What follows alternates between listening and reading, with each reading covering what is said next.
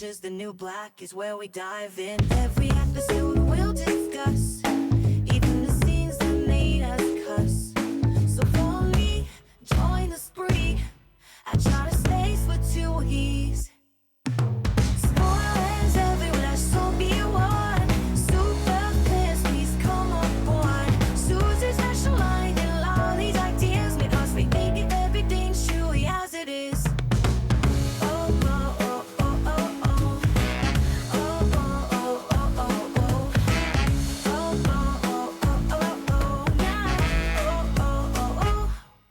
Hello and welcome to Yadda Space. I'm Yadda and I'm so glad you're here. This is a rewatch podcast for the Netflix TV show Orange is the New Black. That means that there may be spoilers about things that happen in the future episodes, so please be warned. This is definitely a spoiler zone. On today's episode of our Orange is the New Black rewatch, we will be discussing Season 2, Episode 10, titled Little Mustachioed Sh. The IMDb synopsis for this episode says, the prison guards finally cracked down on the inmates to stop the smuggling issue. After Bennett framed porn stash, problems arise, and a big secret is revealed between Piper and Polly. And we'll be getting some more backstories from Piper and Alex today as well.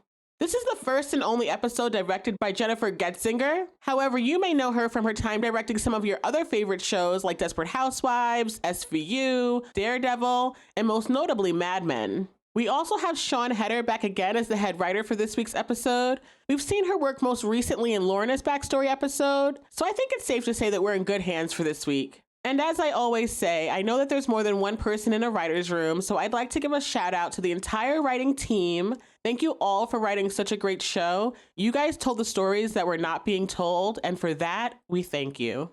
The IMDb rating for this episode is kind of high at an 8.4, but as always, at the end of this pod, I will be giving my personal rating for this episode, but I encourage you guys to go ahead and write your episode ratings in the comments as well, so that we can get an idea of what we the people think is actually the rating on this episode. Okay, so let's get into it. When the episode opens up, we are in the past with Piper and Alex as they're having a little bit of a personal moment.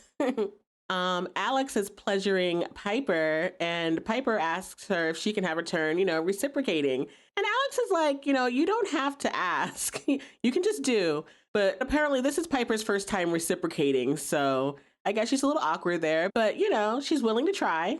Unfortunately, before Piper gets her chance, Alex's phone rings, and apparently it's a call from Amsterdam that she has to take because it's business, so that completely puts a pause on their activities. As Alex leaves the room to go take her business call, Piper gets cozy in the bed, until a dark figure shows up in the doorway of the room, starts walking towards her, and then jumps on her and punches her in the face. This is something that I totally do not remember. Again, I do not rewatch season 2 much, but I don't remember this at all. When Alex hears Piper screaming for help, she comes running in and tells Sylvie to get off of her. Who is Sylvie, you might ask? Apparently, she's Alex's girlfriend, and she lives there. What the hell? Piper is the other woman, y'all. And so Sylvie is rightfully mad. Like, how do you have this girl in our apartment, in our bed? Like, what the hell is going on? Sylvie tells Alex that she needs to get Piper out of here now. And Piper is rightfully horrified. She's like, this is so fucked up. Because why have you put Piper in this situation? Although we know that Alex doesn't really have a problem putting Piper in dangerous situations, but this is something else. At any rate, Piper gathers whatever clothes she can find and ends up trying to leave Alex's place half-dressed with no shoes. My lord. Just when we thought their drama couldn't get more messy.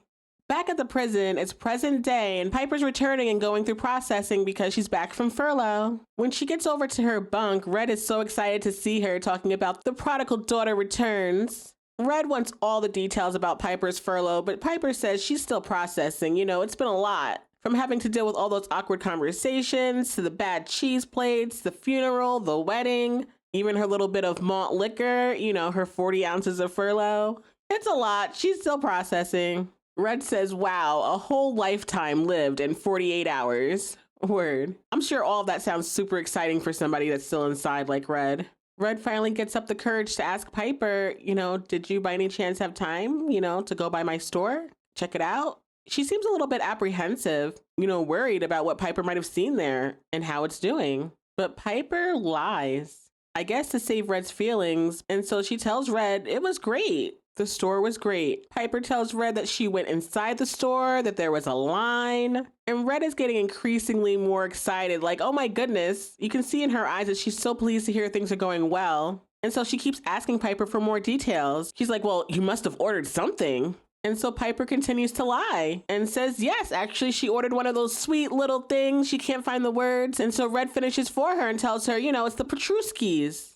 And so Piper says, yeah, they were delicious. And it's such a beautiful place. Piper goes on to tell Red that she can really see why she's so proud of her store. And Red is absolutely beaming with tears in her eyes. I guess this is a relief for her, but I just wish it was real. Red tells Piper that her boys told her that business was bad, but with Piper's report, she's like, well, thank God they turned it around. She just looks so thankful. And so Piper tries to hold her mask, trying to appear to be happy for Red, but you can even see in her face that she seems to feel a little bit bad about lying about this, She knows it's not true. It's kind of sad. Both actresses are doing a really nice job showing their emotions in this scene. Very nuanced, but very clear. When Red sits down, she asks Piper, so how did it go with Larry? And Piper's honest about that one. She tells Red that it was bizarre, sad, and officially over. She even tells Red the little detail about how Larry slept with someone else. She still doesn't know who. We do, but we'll get there. Red is shocked that he even told Piper about this, but Piper's like, I'm not even mad, to be honest, In her eyes, it's tit for tat, or tit for tit, as it were. She slept with Alex, so okay, he slept with someone else. Fair is fair. Red wants to know who it was that he slept with, but Piper tells her that she doesn't really know. She didn't really want to know. All she knows is what he told her, that it's somebody that she knows. And so she suspects their neighbor, but no, girl, that ain't it. The other woman in this case is a little bit closer than that, unfortunately, but we'll get there. Piper tells Red that she doesn't really care who it was because they broke up anyways, so this is a moot point. That's when Red lets Piper know that she got some mail while she was gone. Mail from whom? Alex Voss. The envelope says that she's staying down on 31st Street in Queens. And so Red passes her the envelope and thanks her again for taking some time out of her furlough for her, to check on her store. And tells Piper that she's going to be getting some very nice lip gloss for her time. Prison bartering. I think that's a sweet token, Red. But Piper still looks like she feels guilty about lying to her. When that scene cuts, we are in the cafeteria as we're noticing just how much pull V has in this prison now. She's on the cafeteria line with Suzanne, Taystee, and Janae. But as soon as the ladies in front of her realize that she's behind them, they quickly step out of her way, seemingly in fear. And V steps forward like, yup, that's right, I'm that bitch, like, move out my way. And Suzanne looks totally stunned that V has this power, this effect over people. And Taystee and Janae look impressed. Like, oh shit, look at all this privilege we got now. When Elena gives Suzanne her plate, she tells her that there are 2 waffles on there. So yeah, these girls are getting special treatment now. I'm sure the perks are nice, but at what cost? We shall see. V walks herself and her tray over to a table where Miss Rosa is sitting alone. And as V puts her tray down on the table, Miss Rosa looks up at her like, you got something to say to me? And V tells her, listen, my girls need your seat. Miss Rosa tells her, well, when I'm done, they can have it. Like, I'm not moving for you. Which y'all know I love Miss Rosa, so I appreciate her standing her ground here. Although it doesn't last very long because Suzanne is currently V's muscle. And so as V's muscle, without words, Suzanne picks up Miss Rosa's cup and pours her water out all over Miss Rosa's food tray. Mind you, she's in the middle of eating. When the cup is empty, Suzanne drops it onto Miss Rosa's plate and rubs her head as she goes to sit down next to her. And V asks Miss Rosa, are you done yet? And so at that point, Miss Rosa gets up with her tray, turns to V and tells her, you are a very rude woman. Word. She is. And good on Miss Rosa for saying it to her face, because fuck her. V is not affected though. She tells Miss Rosa, oh, you wound me. Which is a very funny line knowing what we know.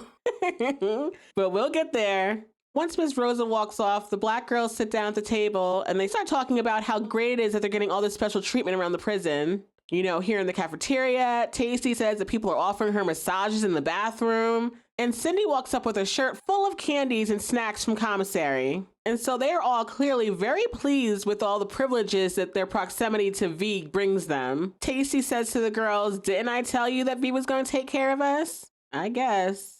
For now. Back over on the cafeteria line, we get another little Danita reference with Red and Sophia. Red looks up at Sophia's hair and she's like, well, who cut your hair, Danita? But Sophia, clearly very offended, tells Red, hell no, I wouldn't let that butcher near me with a pair of scissors. Danita catching all the strays, and I swear I don't think we ever meet her. Sophia insists that she cuts her hair herself. And this particular haircut is because her son is coming to visit soon. And so Red, a mom of boys herself, tells Sophia, well, don't be upset if he doesn't notice. Boys are stupid. They never notice things like that. I wouldn't say all boys, but yeah, I guess most probably wouldn't really notice or care. So it's in this conversation that we get confirmation that Sophia's son Michael has never come to see her in prison. He's been angry or ashamed. She's not quite sure what it was, but what she does know is that he was the one who turned her in. So I believe in season 1 where we saw her arrest and the way Michael was sitting on the stairs watching her get walked out in cuffs, I suspected that he was the one who turned her in. But yeah, it's confirmed here. It was him. And so once Red finds this out, she says to Sophia, so you're strangling him at the beginning of the visit or at the end? Like, when is this happening? But Sophia insists there will be no strangling. He was 12 and he was angry. It's been a lot for him, you know? She just wants to sit back and listen, let him vent, which is probably a good approach. Red tells Sophia that if it were her, that she'd kick him to death. But, you know, we all have our own way of parenting. Over at another table, we have Nicky, Morello, Yoga Jones, Boo, and Sister Ingalls sitting there eating as So-So is trying to talk to them about her hunger strike. So-So insists that Gandhi did a similar hunger strike to protest the caste system, and it's the only way to make a difference. But these girls are not interested, and they don't think anybody else in this prison is going to be interested either. So-So challenges them. She's like, listen, you think the conditions in here are good? You think it's okay for them to have a shower in feces-ridden stalls and then face physical abuse if we resist? I mean, So-So has points, but apparently it's not bad enough yet for the girls to join in. Morello and Nicky taunt her, offering her sausages, but Yoga Jones tells them to leave her alone. So-So is especially disappointed in Sister Ingalls. She's like, of all people, I thought that you would support me. But even Sister Ingalls is like, listen, it's not Guantanamo. So yeah, the conditions are not bad enough yet for these girls to stand up for something.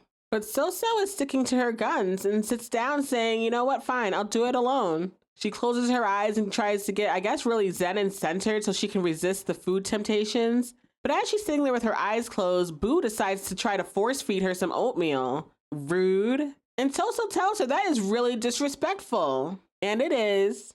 The next thing that we see is Nicky going over to Piper to find out how her furlough went. But Piper's not interested in talking about that. Instead, she holds up the letter from Alex. And so, of course, Nicky's like, oh shit, what'd she say? But Piper hasn't read it yet. Even still, at least she's kept this one. Apparently, she's thrown every other letter that Alex has sent her so far in the trash. And we've seen her do it in past episodes. So, yeah. Why she's holding on to this one? I mean, I'm assuming because her and Larry broke up. So she is curious, but not curious enough to open it just yet. I don't know why Piper's fighting herself on this. She knows she wants to read it, but in Piper's mind, she's like, listen, Alex knows that if she keeps sending these to me, that eventually I'll crack. And then Alex will get to apologize and say all the right things. And Piper is like, fuck that. But almost in the same breath, Piper admits that she misses her, but she almost resents the hold that Alex has on her. She's sick of it. Which brings us to another Piper and Alex backstory scene. This one takes place in the past after that incident we saw earlier in the episode where Alex's girlfriend punched Piper in the face. Apparently, Piper's back for more. She sees Alex over there with her girlfriend canoodling and laughing with a group of friends, but she follows Alex to the bathroom anyways. And once there, Alex apologizes to Piper for that night. Alex insists that she's not a shady person, but that's a lie. I mean, she is very shady. She's over here having a side relationship with Piper while she has a girlfriend, and she's a drug smuggler. So, Alex, I think you're a little bit shady. A little bit. Piper quickly forgives her, though, saying that she's never been punched before, so actually it was pretty good life experience. Oh, Lord, Piper. You are a sucker for Alex. Piper gets serious with Alex, telling her, you know, I'm not going to stand in the way of true love. So if that's your future wife out there, let me know. But otherwise, you pursued me and I liked it. Piper goes on to tell Alex that she doesn't really consider herself a sexual person, but ever since that night, she hasn't been able to get Alex off her mind. She leans in close to Alex and whispers in her ear that she wants to taste what she tastes like. Okay? Piper is trying to close this deal. And so Alex gives in and kisses her right there by the bathrooms. And they scurry off into the bathroom to do, you know what? We don't see, but you know what they about to get down and do. And with Alex's girlfriend sitting right outside? Yeah, Alex, you're not shady. Okay. In a blink if you miss it scene, we see Red leaving the cafeteria as Porn Stash is standing at the door. And he does not let her walk by without offering her a bunch of premeditated taunts. Talking about, what are they serving in there, Red? Humble pie? Crow? As Red continues to walk past him, he slaps her on her ass. Absolutely inappropriate, my God. But Red gathers her dignity and moves forward without addressing him at all. In the next scene, we're in Fig's office as Caputo's coming in to hear an earful from Fig about the prison newsletter. Apparently, she's gotten her hands in the first few editions and she is not pleased. She refers to it as prisoner propaganda and she totally calls out Daya's comics. You know, the one with the walrus that is definitely Healy, as well as the one with the pig in heels holding the money bags, which is clearly Fig, and she knows it. Fig tells Caputo that she wants the newspaper shut down, but before she can really get into it, Caputo has some news of his own. The reason why he's in Fig's office is to tell her that Daya is pregnant and the father is Mendez, aka Porn Stash. And Caputo is very smug about it in this moment, you know, calling out the fact that Fig is the one who brought him back into this prison because she just had to have him back on staff because he's such a good guard. But is he? I mean, we know that technically he's not the father of Daya's baby, but he is also not a great guard for many other reasons. Fig is immediately put into crisis control management. She doesn't want Porn Stash to find out about any of this until she figures out a way to spin it. And Caputo is down with it under one condition, that when it's time, he gets to fire the bastard. Which I totally get why he wants that satisfaction, and good for him for using that as a bargaining chip because Caputo's one of the few people who never wanted Porn Stash back here in the first place. He knows how harmful that man is to these women. So for him to get the satisfaction of being the one that gets to fire him, I totally understand why he wants that. And Fig agrees. Caputo can be the one to fire him. Across town somewhere, we're back in one of Healy's therapy sessions and he's having another heated discussion with his therapist, this time about his wife. This is where we find out that yes, she was a mail order bride that he paid for, and apparently he's feeling judged about it because he decides to lash out at his therapist talking about, from the looks of you, I guess your love life isn't working out too hot either. Rude, how do you say that to her? You don't know nothing about her. But she calls him out for projecting, which he probably is. Instead of digging into why he's projecting, he decides to lash out again at his therapist, talking about, you know, I do this for a living myself. I'm a counselor too, you know. He goes on to tell her that he doesn't even know why he's here in her office because he doesn't need her help. In his mind, he's the one who's helping people all day long. And to that, his counselor challenges him like, really? Do you? Do you actually help people? And Healy does take a tiny little beat before he tells her, you bet your ass I do. I think that Healy wants to believe that he's helping these women, but I don't know how many of them he actually has helped. I think maybe his heart is in the right place sometimes with some of the women. As we've discussed before, I believe he definitely has a soft spot for women that he feels like he can relate to in one way or another. So he seems to try to help them out more than others. But even still, I don't know if Mr. Healy has the tools with which to help these women, not in any meaningful way at least. Back at the prison, we're over in Taystee and Suzanne's dorm area, and I have to laugh because Suzanne still has this picture up of Piper and Larry right next to her bed.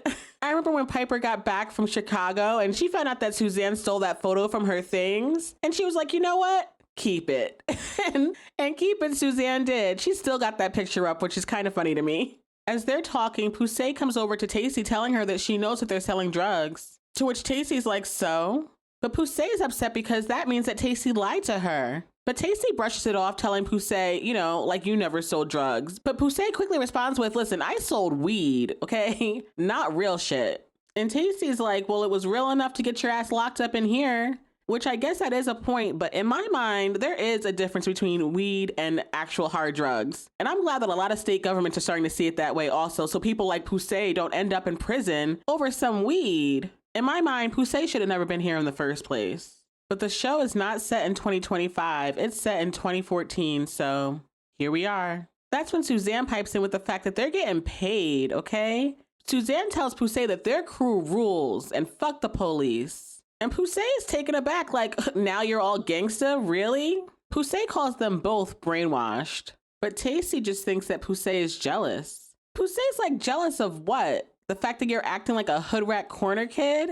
Which I don't love that she's coming for Taystee's upbringing. And Taystee apparently didn't appreciate it either because she snaps right back at Poussey, telling her that she doesn't know where she comes from. She didn't have the privileges that Poussey grew up with, like a father in the army, parents who looked out for her, or even a winter coat. And then she calls Poussey out for being a bougie bitch. And Taystee goes on to clearly draw the line in the sand, telling Poussey not to pretend like she knows Taystee or her people. And Poussey looks so hurt. But even in her pain, she decides to challenge Taystee, telling her, well, I thought you wanted to be better than that. And Taystee looks like that affected her a little bit. She processes it for a second before she eventually goes back to regular programming, telling Poussey to get the fuck out of her bunk. And y'all know I hate to see it. The friendship of Taystee and Poussey is so important to the core of this show, and the fact that it gets broken up and challenged in this season, it really, really bothers my soul. I do not like it. I hate seeing them fighting. I hate seeing them taking all these low blows against each other. It disturbs my spirit. I'm not a fan of it at all. That's when another inmate that we don't know by name comes in to warn the girls that they're about to do a sweep, so whoever has something better go hide it. We don't see the results of that sweep right away, but I have to say Janae looks really nervous, but we'll get there. Over in the white dorms, the sweep is happening as well, and Nicky is really worried because she's got a little baggie with some white powder over in her cabinet, and she's like, fuck. She starts looking frantically for somewhere to hide it, and Gina peeps that. She doesn't say anything, but she saw. Oh no. Back over at the black dorm, C.O. Donaldson finds the jackpot over in Janae's dorm area when he decides to shake her box of tampons, revealing the fact that there are cigarettes inside. So now not only does he have her cigarettes, but he knows how they're moving them around the prison. And as a result, Janae is sent directly to the SHU again. And I know she chose to willingly be a part of this, but I have to say, I feel a little bit bad for her in this moment, especially knowing how much time she's already spent there and how horrible the conditions are down there. I hate to see her have to go back. Especially because she's basically V's fall guy right now, and I hate that for her. As she's being escorted out, V won't even make eye contact with her. She won't even look in Janae's direction. V disgusts me. Over in the Spanish dorms, Mendez, aka Porn Stash, is very happy to see that Daya has kept his card. You know, that little Valentine's Day card that he had sent to the prison for her with the 2 little kids on the front? He almost looks touched that she's kept it. He tells her that she looks different somehow, but he can't quite put his finger on why. But she looks softer somehow. Well, yeah, she is carrying a child, so maybe she's glowing. When Porn Stash finds a little artificial flower in her bunk area, he sniffs it and tells her, you know what? I'm gonna let you keep that. So look at him over here bending the rules for Daya. He is a man in love, unrequited, but it really looks like he's fallen for this girl. Completely inappropriately, but that's where he's at. And Daya just looks disgusted by all of it. She doesn't seem to want his extra attention or his extra privileges. She seems to be actually pretty grossed out by him. Elsewhere in the prison, the guards are going through all the contraband that they found during the sweep, and we see that C.O. Bell has found the teddy bear that Morello stole from Christopher's house. She thinks it's cute, and so she's gonna take it home after she rips it open to check for drugs. Lord, why is nobody questioning why she has that bear in the first place? Does anybody remember her getting it in the mail? And if not, because she didn't, why is nobody questioning where she got it from? They definitely missed the mark on that one. In a blink if you miss it scene, we see Gina questioning Nicky about what it was that Nicky was trying to hide over there during the sweep. But Nicky is not trying to talk about it. She's like, listen, I'm about to go take a poop. If you want to help me with that, you're welcome to come along. Otherwise, I don't got nothing for you. But it looks like Gina is a concerned friend, and she's not willing to leave Nicky alone on this. So she continues and follows her to the bathroom. We'll catch up with them later. Over in Healy's office, we see him having one of his little weekly counseling sessions with Tiffany. Remember in a previous episode, he offered a little talk therapy to her, so here we are. When Mr. Healy asks Tiffany if she knows what he does for a living, she's like, yeah, of course I do. You're the one who fills out the paperwork when the ladies get shots. And Healy quickly corrects her, telling her, actually, I provide guidance. I help people with their problems.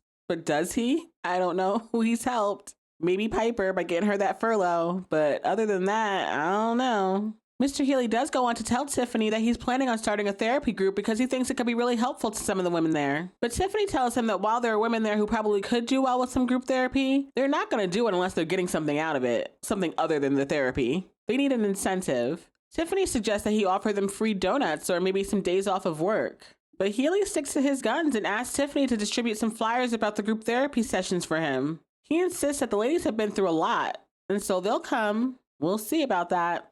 So over in the library, we're with Poussey as Suzanne, Taystee, Cindy, and V come creeping up behind her.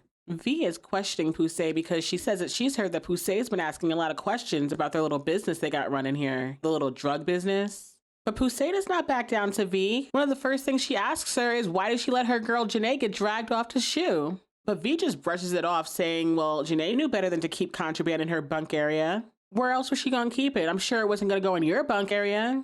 It would have been better if they would have had a safe keeping spot somewhere in the prison so that none of them had to keep it in their bunk area, but I guess since Vee knows she's not going to be the one keeping the contraband in her area, she doesn't really care about that little detail. And Janae has been a casualty. That's when Vee gets down to the real reason why she's here to talk to Poussey. Apparently, she wants to start dealing out of the library. She says it's a prime spot. But as we know, Poussey is not interested. Vee, unfortunately, does not want to take no for an answer. She tells Poussey that she needs to either get in line and be open to helping them sell out of the library or go find herself another job assignment. Vee tells Poussey that she hears electrical is hiring.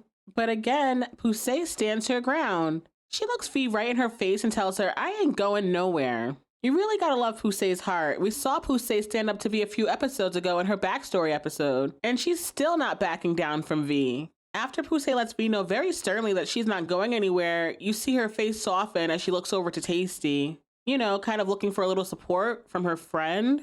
But Taystee continues to disappoint me this season. She just shakes her head and looks away, like, you're on your own with this one. And I hate to see it. Back over in Fig's office, it looks like Fig and Caputo brought Daya in to start questioning her about her pregnancy. You know, to confirm that Mendez is the father. Fig asks Daya to confirm that Pornstash forced himself on her that day in the closet. And Daya looks over at Caputo like, you saw it, didn't you? But they insist they basically need her to confirm for paperwork reasons. And at that point, Fig asks Caputo to leave the room because she thinks that Daya would be more comfortable if he wasn't there. I don't know what gave her that impression, but okay. Let's see what Fig is up to. Once Caputo leaves, Fig gets real with Daya. She's like, listen, on paper and by law, no matter what you say to me, this is going to be a rape because he is an officer and you're an inmate. And the power dynamics there just dictate that it is going to be a rape regardless. But then Fig goes on and says to Daya that she needs to know, you know, girl to girl. Was it consensual? Fig tries to play all nice cop, trying to get Daya to open up to her, talking about, oh, I'm sure you want to flirt a little bit and getting the guard's attention must be fun and don't they look good in their uniforms? You know, the whole nice cop spiel like they're old friends. And eventually Daya nods and says, yes, she admits it. And Fig says quickly, I thought as much. Fig goes on to turn that nice cop routine right off as she tells Daya that she's created a big headache for her with all this paperwork. And not only that, but now she's responsible for her pregnancy, and her spawn. Fig even goes as far as to tell Daya to keep her legs closed from now on. Jesus. I mean, she's not wrong in the sense that Daya probably shouldn't be having these inappropriate relationships with the guards. But the way you say it, you know, she doesn't have to be so cold. Fig ends her meeting with Daya telling her, well, congratulations. You've officially destroyed a man's life. And yeah, I mean, she totally has. And it's not even the man who actually got her pregnant. The fact that Daya and the ladies came up with this plan to frame Pornstash for this is really, really horrible. They literally entrapped him into this whole situation and he fell for it. He fell for her. I mean, don't get me wrong. He's horrible. He's a horrible guard. He's not a very nice person. But you almost feel a little bit sad for him in this instance because he's actually fallen for her. And not only that, he's about to go to prison over this, which is really horrible.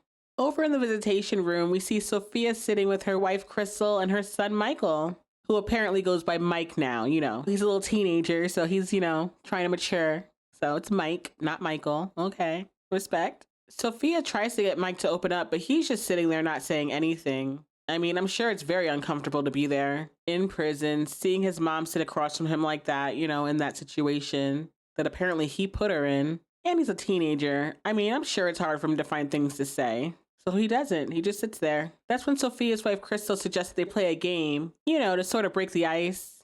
At another visitation table, we see Piper sitting with the reporter, you know, the one doing that little expose on what's really going on with the money at Litchfield. The reporter seems to think that whatever vendor Piper has seen coming in and out of the prison is not actually the vendor that is being paid. He believes that it's a front to hide the fact that Fig's husband is getting kickbacks to support his campaign. He asks Piper to get him invoices so that he can confirm who's really getting paid here. But where is Piper getting invoices from? She doesn't have access to files and stuff. That's a wild ask. When the reporter eventually realizes that, yeah, Piper's not going to be able to do that because, duh, he then offers to sneak a cell phone in for her so that she can take pictures of all the unfinished work around there and send them to him. But Piper's like, listen, I am not risking my freedom for this. And I do not blame you, Piper. I mean, do what you can do, but I would be careful about doing too much here. Before we leave the visitation room, we see that Sophia and Michael are getting along pretty well with playing a card game. Michael beats Sophia at Go Fish, and she's thrilled that he's even speaking to her. The ice has officially been broken. Good for her. As the reporter is heading out of the prison, he runs into Fig as she's coming in. And she's basically like, what the hell are you doing here? He tells Fig that he was visiting a friend, and of course Fig wants to know the name. Who? Who are you visiting? And the reporter tells her, Piper Chapman, before he heads out, leaving Piper directly in Fig's crosshairs. Oh, boy. Well, elsewhere in the prison, we're with Nicky and Morello as Morello hears an announcement over the loudspeaker telling her that she's got a visitor. Morello is absolutely shocked. She's like, I'm not expecting anybody. Like, who the hell can this be? The only person she can think of is maybe it's her sister, but we'll see. After Morello walks off for her visit, we see that Gina is still stalking Nicky, trying to make sure she doesn't take those drugs. Gina tells Nicky point blank that she needs to take her little baggie over to Red. And Nicky tries to play dumb, like, I don't know what you're talking about. But when she realizes that Gina's not buying it, she's like, listen, you think I'm really gonna throw away 2 years of sobriety for one little high? Nicky reminds Gina that she saw Trisha get rolled out of there in a body bag. Nicky's like, how stupid do you think I am? And that's a good point. I would hope that Nicky wouldn't take that risk, but also, you know, you never know. And I totally understand Gina's concern as her friend, you know? We don't want to lose Nicky. Once Morello gets over to visitation, we see who her visitor is. It's Christopher, or as Morello would say, Christopher. And Morello looks happy and excited to see him. A little surprised and nervous, but generally happy. When she approaches him to shake his hand, you know, to greet him, he immediately is like, listen, don't you fucking touch me. This is not that kind of visit. And Lorna immediately has tears in her eyes. I'm sure she's disappointed, but once she sits down, she gathers herself and tells him that, you know, it's nice to see you. She even compliments his sweater. But Christopher is not here for the pleasantries. He's like, I know you broke into my house. I don't know how you did it, but I know you did. Apparently he's gone to the cops about it, but they don't believe him. And I mean, why would they? Because on paper, Morello is in prison, so how is she there? But if they dug a little deeper and realized that she drives the prison van, I think that makes his story a little bit more possible. But I guess they didn't get that far. Once Morello realizes that this is not a friendly visit, she's like, okay, so why are you here? And Christopher tells her that he just wants to hear her say it. He wants Lorna to admit that she was in his house. I guess he wants to make sure he's not going crazy. But Lorna sticks to her story. She's like, I don't know what you're talking about. And that's when Christopher gets a little harsh with Morello, telling her that clearly her time in prison has done nothing to bring her back to reality. And then he calls her a psycho, which I do not love. I understand Lorna has some problems, some challenges, but I don't think we need to call her a psycho. I do get where he's coming from though, because she literally has terrorized his life. I mean, stalking him, breaking into his house, putting a bomb under his fiance's car. I mean, it's a lot. So, okay, fine. I guess I'm okay with him calling her a psycho, all things considered, but it still seems kind of mean to me, but totally valid for him. Christopher warns Morello to never come near him, his family, or his wife ever again. And if she does, Christopher tells Morello that he will kill her with his bare fucking hands. And at this point, he is yelling, which makes me think, like, are the guards not hearing this? Should he be allowed to threaten her like that? It seems very unsafe. I would think that he would have been escorted out or something. Even Morello is like, could you keep your voice down a little? You know, I'm sure she feels embarrassed. I mean, as far as any of these ladies know, this is her fiance. But girl, you're gonna have to step out into reality sometime. That is not your man. And you really need to leave him alone. As Christopher is screaming at Morello, Nicky comes by the visitation room and knocks on the window like, hey, is that him? And Morello nods and says yes, but she's clearly in distress. Like, I'm sure she does not want Nicky to see all of this, you know? She has a story to maintain. But Christopher peeped that. He's like, what the hell was that? Are you still trying to keep up the charade like I'm your boyfriend? And Morello quietly says no. But that's not enough for Christopher. He decides to stand up and tell the whole room that he does not know this woman. He tells them that they went on one date, which is true. Christopher calls Morello a fucking stalker, which is also true. And Nicky's standing right outside the visitation room watching all this go down. She looks heartbroken for Morello. What a horrible moment. But finally, a guard comes over and tells Christopher he's got to leave now. Because, yeah, Christopher, I understand, but you're doing a lot right now. And so as CO Ford starts to escort Christopher out of the prison, Christopher is still going off. He's like, listen, she is dangerous. You know she broke out of here, right? And once again, he calls Lorna a psycho bitch. And as I said, you know, he's well within his right to feel that way. And I totally get why he feels that way, because she has been the villain in his story. But as somebody who sympathizes a lot with Lorna and the things that she goes through, I hate to see her in distress like this. It's definitely self-inflicted, I'm not gonna lie, but I hate to see it. In the next scene, we see Nicky and Lorna sitting in a stairwell as Nicky is rubbing her back and trying to calm her down, you know? Being a good friend. Lorna is crying and she's saying how she's such a crazy person and how there's something really wrong with her, which, I mean, yeah, there's something going on there, but I hate to see her in distress like this. Nicky quickly tells her, listen, there's something wrong with all of us. Otherwise, we wouldn't be here. And that's when Lorna confesses to Nicky. She tells her that I did something bad, really bad. And she goes on to tell her about that day when she was at the hospital and decided to go take that little joyride over to Christopher's house. And Nicky is in disbelief. She's like, are you serious? Do you know what would have happened if you got caught? Apparently she would have gotten charged with felony escape and gotten her sentence tripled. That's a huge risk.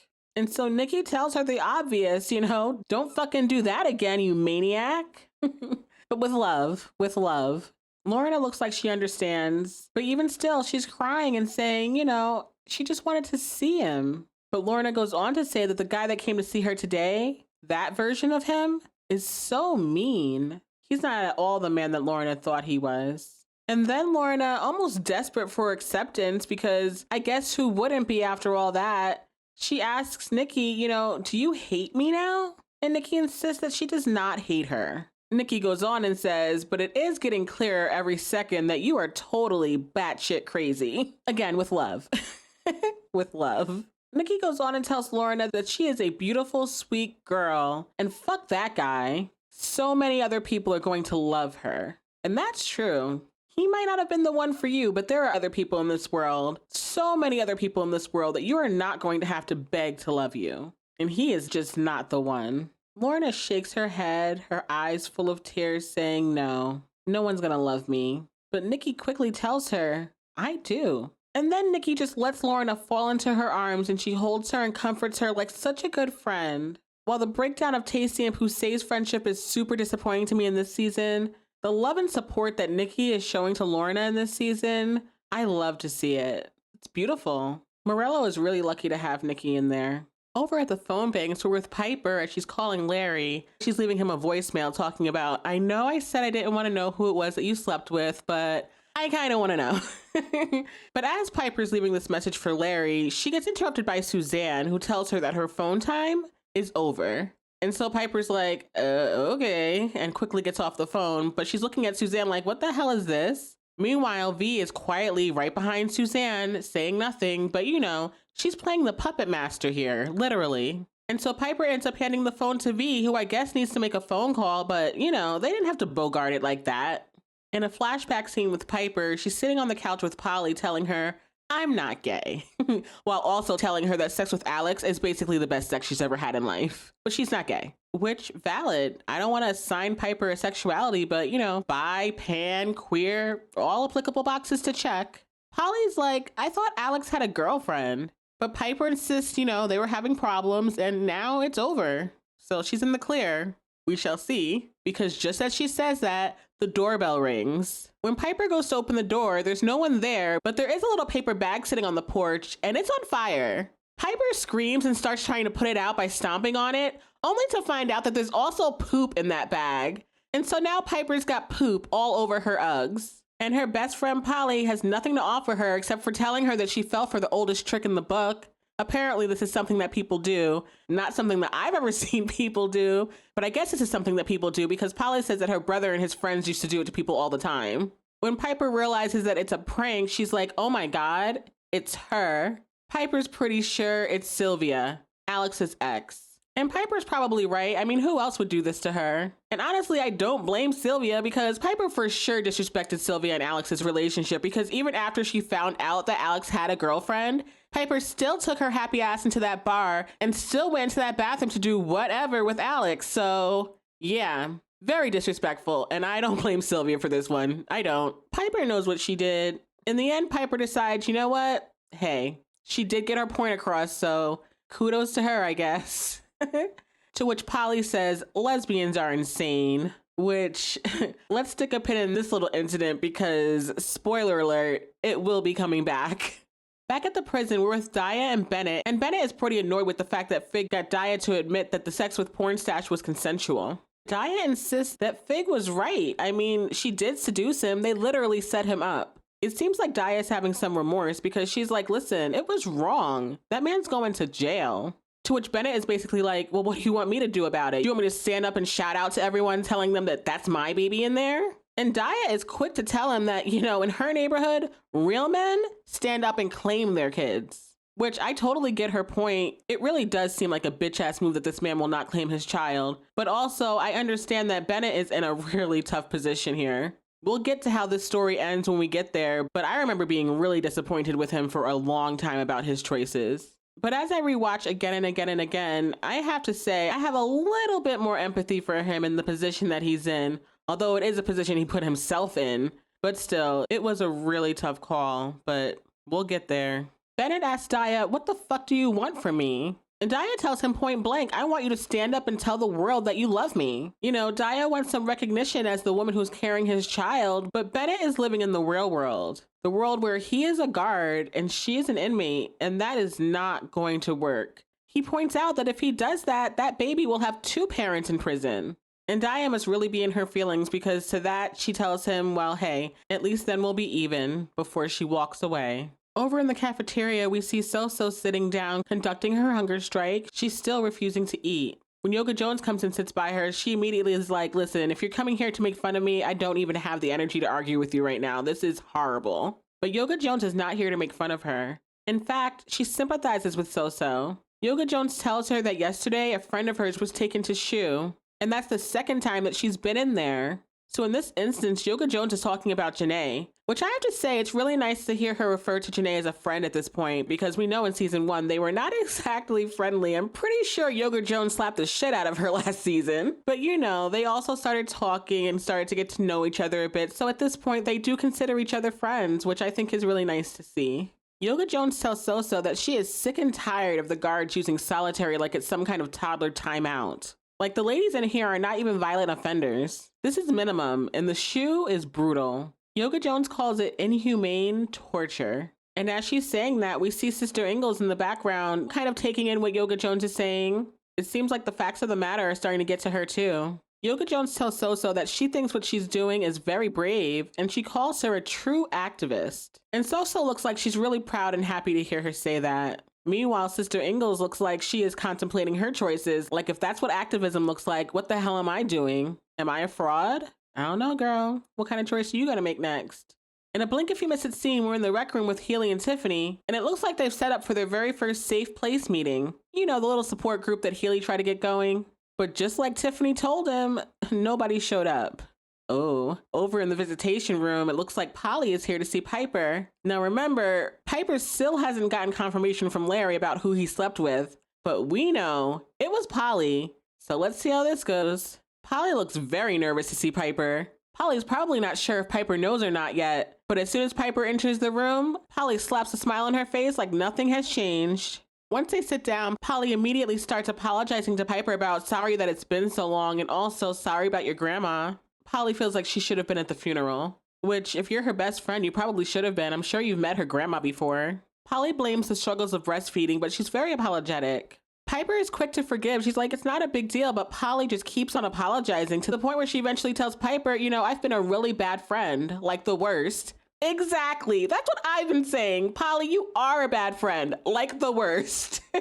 I'm glad you can see that now. Even Polly agrees with me. Okay, great. Polly tells Piper that she doesn't deserve that. She doesn't deserve any of this. And as Polly is saying that, Piper looks like she's just taking it in and processing, blinking kind of slowly. I wonder if this is when Piper put two and two together that it was Polly who Larry slept with. You know, because she is just over apologizing for this whole funeral thing. Like, there must be something else. Piper snaps herself out of that train of thought and switches the subject, asking Polly, well, how is mommy life? And so Polly gets to talk about her favorite subject, herself, as she shares with Piper that it's been really hard and how Pete took off to Alaska for a while. And once Polly shared that, Piper decides to ask, well, have you seen Larry a lot? Yeah, I definitely think Piper put two and two together already, but here we go. And Polly lies, saying, no. Why? Did he tell you that?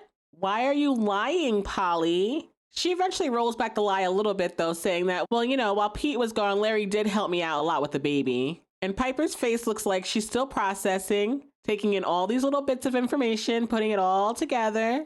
When Polly asks Piper if she's been talking to Larry a lot lately, she's like, well, yeah, we spent the last 48 hours together. And when Polly asks how that went, Piper tells her we had sex. Which they didn't exactly get there, but I see what you're doing here, Piper.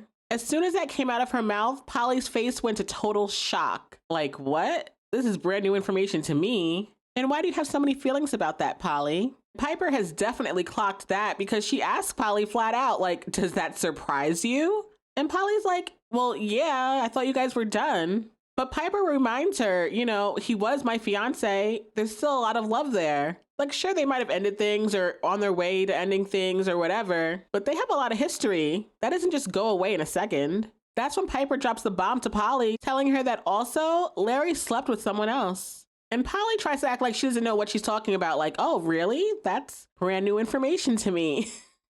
Girl, no. You are not playing this off well at all. When Piper asked Polly if Larry told her about him sleeping with someone else, she's like, oh no, why would he tell me that? We're not that close. But Piper's like, you just said that you spent so much time together and he's been helping out with Finn and all this other stuff, but now you're not that close? Okay. Piper's face looks like she's definitely realizing now what's going on here. When Polly asks Piper what Larry told her regarding sleeping with someone else, Piper simply tells her, he told me that it was someone I knew. And she goes on to say that he probably was feeling pretty guilty. And Polly looks like she knows that she's been caught. She hasn't admitted it, but they start talking all around the subject, with Polly telling Piper, well, he probably felt like it was a mistake and he doesn't want to hurt you. But are we speaking for Larry here, Polly, or are we speaking for you? Pretty sure it's the latter. When that scene cuts, we're back at another Piper backstory scene where this time she's laying in bed with Alex talking about the poop bag that Sylvia left her. Piper is freaking out like, is this girl gonna murder me? Like, how crazy is she? But Alex insists it was just a joke. But Piper says it was a very clear message saying, I know what you did, bitch, and I want you to know that I know. Alex reassures Piper that being with her was her choice. She wasn't happy with Sylvia. Piper is still concerned about Sylvia's retaliation. She's like, do you think she's gonna come after me? But Alex thinks she's done. She's like, she needs to get it out of her system. Alex says, sometimes you gotta rage in order to move on, which is also going to come back. When Piper asks Alex if she loves Sylvia, Alex says no. But I love you. And Piper looks pleased, but she doesn't say anything until Alex tells her, listen, I don't say that to everyone. You gotta say it back. And so Piper does and tells Alex, I love you too. Are these their first I love yous? It looks like it. That's sweet.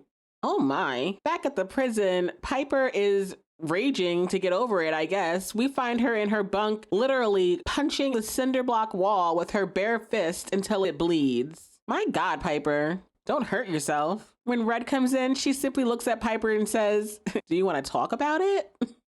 Piper says no, but eventually she does tell Red, remember how I told you my fiance fucked someone else? Well, it was my best friend. So yeah, Piper has definitely put the pieces together, and she knows it was Polly, and honestly, fuck both of them for not telling her. Well, I guess technically at first she told Larry not to tell her, but Polly should have told her. If they're supposed to be best friends, she should have come out and said it. Take accountability. What the fuck? But I guess that's too much to ask of Polly because, as we know, she is a horrible friend. Red looks like she sympathizes with Piper, but Piper just wants to be left alone for a minute. And so Red has no problem leaving. But before she heads out, she tells Piper, listen, you can't drink poison and wait for it to kill your enemy. Stop hitting walls and plot your revenge. Because seriously, why are you hurting yourself? You're literally just causing yourself more pain. And I'm not shocked that Red's idea of the perfect course of action is to plot revenge because that's our Red. Of course, revenge is definitely on the table. Once Red heads out, Piper finally takes the opportunity to read that letter that Alex sent. We don't know what it says yet, but we'll get there. In a blink if you miss it scene, we're in the library with Poussey, and she just looks totally dejected. She's just sitting there on the floor with her head in her hands. She is looking really down. Eventually, we see her going up into the drop ceiling, revealing one of the hiding spaces for her homemade hooch. And so she starts to drink. One of the first times that we see Poussey numbing the pain with her alcohol, and I hate to see it. Out at the greenhouse, we see V snooping around, trying to figure out what Red's got going on in there. If we remember last episode, we know that Boo told her where the tunnel was, so she's definitely looking for that, but she's also looking through Red's pots and plants and things, trying to see what she's got going on. Just as V starts to lift up the floorboards, Red comes in quietly behind her. But Red's not scared of a little confrontation. She asks V, what the fuck do you think you're doing? V tells Red that she wants to join her little gardening club, but Red is like, we are not accepting new members. V makes fun of Red's tunnel, calling it so Bugs Bunny in one breath and informing Red that she's going to use it in the next breath. Red reminds V that she has her own operation, like why is she here trying to stomp on Red's game? But V insists that Red's is better and offers to share the tunnel. But would you believe V? I wouldn't. Not at all. Red tells V that she does not know how to share. All V knows how to do is take and bully. That's a fact. That's when V starts in on her manipulation, talking about, Red, we used to be friends. I want to be friends again. Bitch. Red is like some friend because word, you literally sent your girls to beat Red up brutally. I didn't forget that, and I'm sure Red didn't either. Friend, give me a break. But at any rate, V asked Red to think about it, talking about people change and to think about how much she's changed over the years. Okay, some people do. But not you, bitch. Not you. In another blink if you miss it scene, we see Nicky go over to her bunk area, revealing her hiding spot for her little baggie of drugs. Apparently she's been keeping it in her boots. And when she takes it out, she sits up on her bed trying to hide it before she opens up the bag and smells it. She's getting really close to using, which we do not like to see. The temptation is real, and I'm sure it's really hard for her. The next thing we see, Nicky is walking into the greenhouse where Red is asking her if she thinks that people can change. Which is a very interesting question for her in this moment because Nicky is struggling with her addiction right now. She doesn't answer Red directly, but she does tell her that she needs her to take this baggie from her because if not, she's gonna do it, even though she really doesn't want to. And so in a way, Nicky's answering Red's question without answering it directly. She probably feels like people don't change because she still wants to do it, but in a way, I think she has changed because she's made the good decision to not do it. To give it to someone that can ensure that she won't do it. So I'd like to give Nicky a little bit of credit here. I think it's a step in the right direction. When Red sees that the baggie is full of drugs, she's like, who gave this to you? And Nicky tells her it was from Taystee, but it came from V. Nicky apologizes to Red because she feels like she let her down, but Red reassures Nicky that she did a good thing by bringing it to her. Which is what I was just saying. I think that she did. And again, I hope you guys are going back and rewatching these episodes because this is another really nice scene between these two actresses. So once again, I have to shout out Kate Mulgrew and Natasha Lyonne. Beautiful job, ladies. Oh man, this episode is rough. Okay, so over in the black bathrooms, we see Poussey throwing up her hooch because she's probably drank too much. I mean, she is a stumbling mess right now.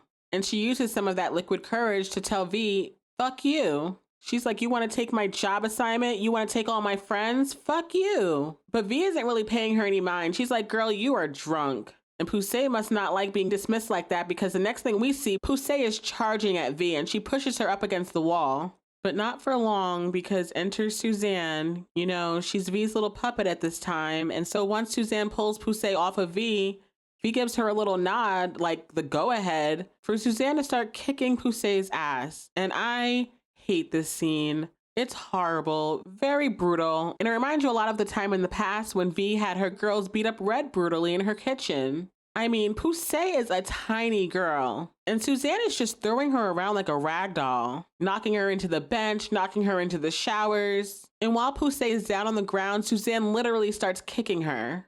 It is really hard to watch, and it's probably the scene that I hate the most when it comes to V's influence over this prison. I hate this. It literally brings me almost to tears. It's horrible. After Suzanne's done beating up Poussey, she looks like she's in a little bit of distress because she starts doing that thing where she hits herself in the head, but V tells her to stop and hold her chin up. I guess in an effort to convince Suzanne that she's done the right thing and she should be proud of what she did in here today, but I don't agree. at all. Black Cindy was in the bathroom and saw all of that go down, and she looks down at Poussey on the floor looking very much in distress, like she doesn't agree with this shit. But is she gonna challenge V on it? No. Unfortunately, that's not the kind of girl Cindy is. And so they all walk away, leaving Poussey laying on the bathroom shower floor crying in agony. Honestly, I'm shocked she doesn't have broken ribs or something. That was really horrible.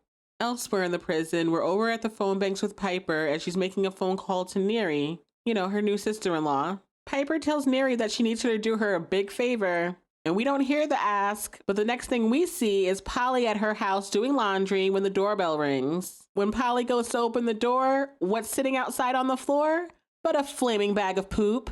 And so since Polly knows this trick, she doesn't make the mistake of stomping on it with her shoes. She gets a fire extinguisher, puts it out, and simply says, "I deserve that." So at this point, Polly knows that Piper knows that she's the one who slept with Larry. And yeah, bitch, you do deserve that, because Polly is a horrible friend. And yet another blink if you miss it scene, we see Gina come over to Nikki's bunk area as she and Morello are playing cards. And Gina simply says, "I'm proud of you," regarding getting rid of the drugs, giving them to Red. And Nikki's like, yeah, whatever, get out of here. She doesn't want a pat on the back. She did what she did, and that's that. When Morello asks Nikki what that was about, she tells her nothing, because I imagine she doesn't want to bother Morello with all that drama. She's got enough on her plate. Over in Caputo's office, it looks like Caputo's about to have his moment. The moment he asked Fig for. He's sitting across from Pornstache telling him that the image that he cannot get out of his brain is of his bare ass, from when he and Daya were in the closet together. All Mendez has to say for himself is, well, I'm sorry to hear that, sir. Completely unfazed, unremorseful, just whatever. Caputo reminds Pornstache that Daya is an inmate that he was supposed to protect and keep safe. Caputo tells Mendez that, listen, it's guys like you who give this entire profession a bad name. And that's when Caputo drops the bomb that Mendez got Daya pregnant. Although we know that that's not exactly true, but that's the story we're going with. And Mendez is frozen in shock. And that's where we get this week's episode title and dialogue from Caputo, when he tells Mendez that, yeah, Daya is currently carrying around a sadistic little mustachioed shit inside of her. Little Mustachioed Shit being the title of our episode this week. And all Mendez has to say for himself is, whoa, bruh, oh my God. And so Caputo finally gets to lay down the hammer, telling Mendez he's fucking fired, with a very smug look on his face. And honestly, I'm glad Caputo got that satisfaction, because Pornstache is awful. When Pornstache stands up, he's like, all right, I understand, no problem. I'll see myself out. But that's when Caputo says, no, I don't think you do understand. Actually, you're also under arrest. And when Caputo opens his office door, there are U.S. Marshals out there waiting for Mendez. We see Caputo do a little tiny celebration in his office before we see that outside there are tons of news vehicles there and reporters all ready to break this story about the officer who got an inmate pregnant. When the reporters ask Fig if she was aware of the misconduct going on in her prison, she informs them that at Litchfield, they have a zero tolerance policy for sex offenders. She tells them that these vulnerable women are under their care, and so they do everything in their power to protect them, which I'm not sure how true that is, but I guess that's what she feels like she's doing now. Fig also assures the reporters that they're doing everything in their power to take care of Daya, who she says is the real victim here. And as Fig is giving this interview, we're seeing Pornstache being walked out of the prison, and of course, it's a whole spectacle. There's a lot of inmates lining the halls to happily watch him leave. Like, finally, this horrible guy is gone. Notably, Mendez winks at Bennett as if he's proud of this whole situation. That was a little weird. And as Mendez is walking past Daya, he tells her to wait for him. Then he makes this grand declaration to everyone in the hall who can hear him, saying, go ahead, arrest me. I love this woman. That is my baby in there. And then he tells Daya that he loves her before he tries to give her a kiss. At which point the officers start to usher him away again. But as he's walking out, he screams back talking about, I'm coming back for you, baby. I'm going to take care of the both of you. And as he says that, Daya can't help but look over at Bennett like, you see? He might be a piece of shit, but at least he's trying to stand up for his child, unlike you. Which, I do understand her point there. The very last thing that we see is Red stepping out to glare at Mendez as he finally exits this prison for the last time, completely satisfied, before we get our orange screen indicating the end of the episode. As a reminder, IMDb rated this episode an 8.4, which is the highest rating this season so far. But let me think about my rating for a moment. Well, first of all, if I could retitle this episode, I'd probably call it Flaming Bag of Poop, because that's what stood out to me the most. All of the Piper and Alex backstories went together to explain the whole concept of this flaming bag of poop and why it's used. And I love how it comes back around as a way for Piper to let Polly know that she knows that she's the one who slept with Larry. Once again proving what a horrible friend Polly is. While it's definitely good storytelling and moves the plot along, I do not love all of the puppeteering that Vee is doing in this episode with Suzanne. From bullying poor Miss Rosa to beating up Poussey. I do not love all of that, but I understand that it's pushing the plot along to get us through the rest of the season, so fine. It was well done, well acted, and definitely stirred up emotions in me, but I hate to see it. And another really memorable part of this episode for me is the fact that this is the episode where Christopher comes to visit, completely shattering Morello's illusions and the stories that she's told these women in this prison. He was really mean to her in there, and honestly, you can't blame him. Morello has been an absolute terror in his life. But you know, I do have a soft spot for Morello, so I still feel bad for her for how that's affected her. So with that said, I'm going to give this episode an 8.3. But that's just me. Don't forget to comment your favorite lines from the episode and let me know what your personal rating is for this week. Mine again was an 8.3, but what do you think? I would love to hear yours. The next episode we will be rewatching is season 2, episode 11, titled Take a Break from Your Values. The IMDb synopsis for that episode says, Piper is shocked at an unexpected change in her status. So-So's hunger strike attracts new support that takes on a religious fervor. And so we will also be getting Sister Ingalls' first backstories in that episode as well. I can't wait to get into all of that when we revisit season 2, episode 11, Take a Break from Your Values next time. And as always, thanks for hanging with me in Yadda Space. Just so you know, I've been having such a good time chit-chatting with you guys about Orange is the New Black. I am just a neurospicy lady trying to break out of my shell. Self-promotion does not come easy, but I know it's a must to keep the podcast going. Every time you guys listen to the podcast, you like a post, you comment, or you share a post on social media, you're helping this little podcast to grow. And I can't thank you enough for the love and support. If you've been hanging out in Yadda Space for a while now and you're enjoying the Back to Litchfield podcast, please consider leaving the podcast a 5-star rating on your favorite podcast platform. Also, if you're able and want to go the extra mile, please consider checking out our Patreon. And be sure to follow us on your favorite social media apps for bonus content from the show, as well as updates about the podcast. And if ever you're searching for the pod, remember, it's just like the theme song says, Yadda Space with 2 E's. Thanks again for your continued support. It means so, so very much. I'll catch up with y'all next time here at Yadda Space.